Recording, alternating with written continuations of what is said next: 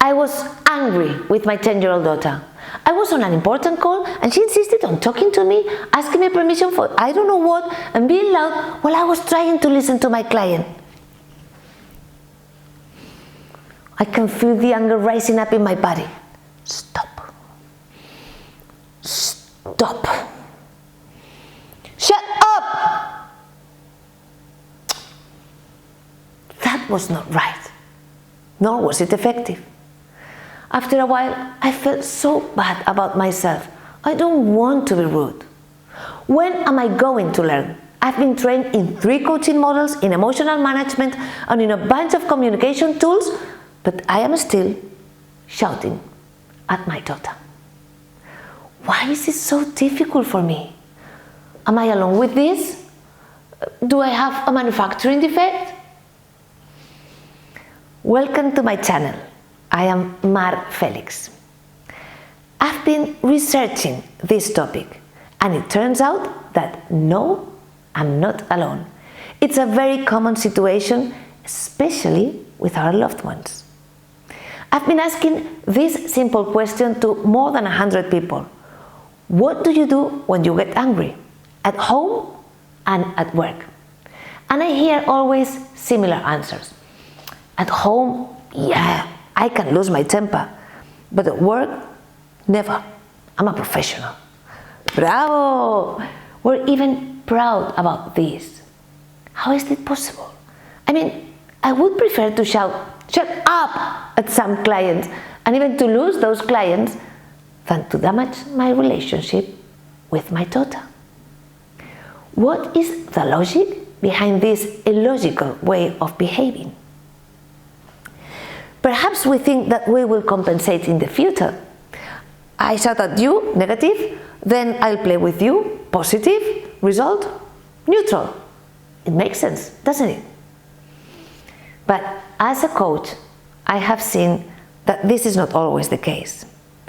I have seen young people so fed up with the constant disapproval of their parents that they don't feel they love them anymore. Siblings unable to forgive each other. Friends that will never speak to each other again because of one unfortunate conversation. Sometimes it's not about negatives and positives. It's like there's a threshold that we don't know, and when we reach it, there are no more chances of compensation. How scary. Maybe we speak poorly to them because we are too busy doing important things. I'm working with Juan. He had a car accident 2 years ago. He was in a coma for several months, and when he woke up, he did not know his wife and daughter. Today he has regained his memories, but he is in a wheelchair and has still several surgeries to go. Nothing will ever be the same again. Before the accident, he used to work until late every day. Now, he values every little moment with his wife, daughter, and friends. Now he knows what is really important. Do we really need a slap in the face like this one to learn this lesson? Really? Maybe we speak poorly to them because we forget that there will be a day in when there won't be a tomorrow. The last time I talked to my dad was on the phone. I remember I didn't feel like having that conversation. I wanted to do something else. I don't know what. 3 days later, my dad died suddenly of a heart attack.